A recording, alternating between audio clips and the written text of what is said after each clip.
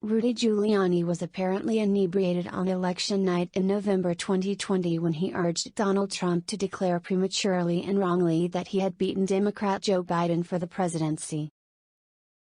Republican Congresswoman Liz Cheney of Wyoming, the vice chair of the Congressional Select Committee investigating the insurrection at the U.S. Capitol on January 6, 2021 by extremist Trump supporters, declared as much during her opening remarks on Monday in the committee's second public hearing of 6 in Washington, D.C. The first hearing was last Thursday. You will also hear testimony that Donald Trump rejected the advice of his campaign experts on election night and instead followed the course recommended by an apparently inebriated Rudy Giuliani to just claim he won and insist that the vote counting stop, to falsely claim that everything was fraudulent, Cheney said.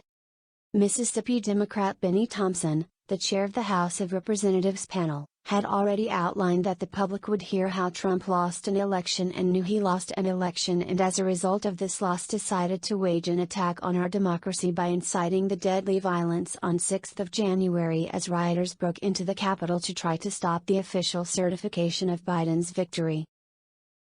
On the night of November 3, 2020, Trump was at the White House with family and aides watching election night coverage. A witness at Monday's hearing, Chris Sturwalt, a former politics editor for Fox News, testified that the conservative cable channel's decision desk on the night was the best in the business and, controversially, beat other outlets to be the first to declare that Biden, not Trump, had unexpectedly won in the pivotal state of Arizona. That result was a huge blow to the Republicans that caused anger and dismay among those gathered at the White House, both the result itself and the fact that it was Fox News that had called it, the committee heard. Jason Miller, an attorney then advising Trump, testified to the committee by video that at that point on the night, there were suggestions by, I believe it was Mayor Giuliani, to go and declare victory and say that we'd won it outright. And he described Giuliani, a lawyer and former mayor of New York who was also advising Trump, as definitely intoxicated. Ivanka Trump, the president's daughter and advisor, testified on video that she opined on the night that it was too early to announce that the election was decided, let alone that her father had won. And Donald Trump's then campaign manager Bill Stepien also said that he did not think the president should declare victory on election night, but the president disagreed with him. It was far too early to be making any calls like that, ballots were still being counted, Stepien testified.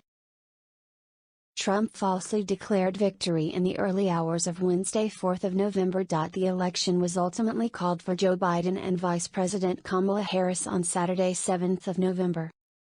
Late-night hosts unpack the second primetime hearing on Trump's plotting and Rudy Giuliani's drunk election night. The House Select Committee hearings on the events of 6 January last year commenced again, and we're all waiting to find out if the former president gets to go to the fantasy suite with Lady Justice, Stephen Colbert quipped. She's blind, so he's got a shot. So far my major feeling about these hearings, both Thursday and today, is one of enormous gratitude, the Late Show host continued. We know a lot of this stuff already, but watching them put it together reminds us that we're not crazy. For the past 17 months, the former president and his spineless toadies have been gaslighting us, telling us that we did not see what we all saw, a coup. And it's not like the guy was hiding it, ever. He told everyone he was going to commit a crime, and then he went out and he crimed it, Colbert said. During the Monday hearing, Liz Cheney said Trump ignored advisors who confirmed the 2020 election was over and instead followed the advice of an apparently inebriated Rudy Giuliani to pursue non-existent claims of election fraud. That raises an interesting question: how many of the former president's terrible ideas came from an inebriated Rudy Giuliani? Colbert wondered. Could it be all of them? Trevor Noah. According to the committee, Trump planned to overthrow the election because he knew that he had lost, Trevor Noah explained on Monday's Daily Show. And the reason that we know he knew that he had lost is because now everyone around him is spilling the beans.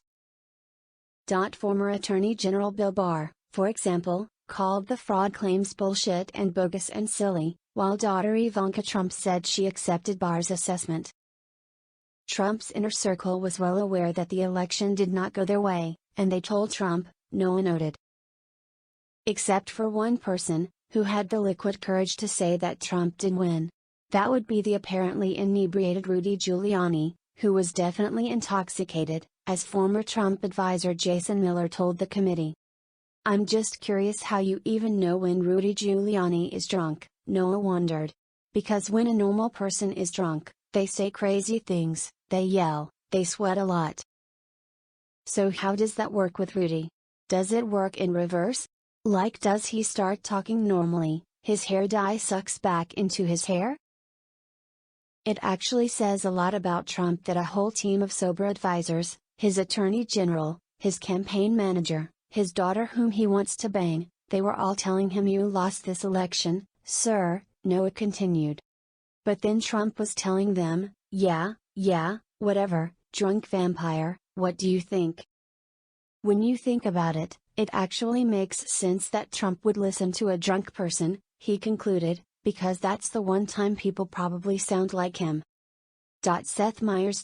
On late night, Seth Meyers also took aim at Giuliani, a familiar target. It turns out a significant portion of the hearing, bolstered by witness testimony, focused on former Mayor Giuliani, an attorney to the President of the United States, being blitzed out of his fucking mind, he said. "It's so funny to me how in all these depositions, Trump aides are all hemming and hawing, pausing and taking their time to use the most precise legal language possible because they're under oath," he added. But then as soon as someone asks, "Was anyone drunk at the White House?" they all immediately buzz in like the overeager uncle on Family Feud. Rudy. It was Rudy.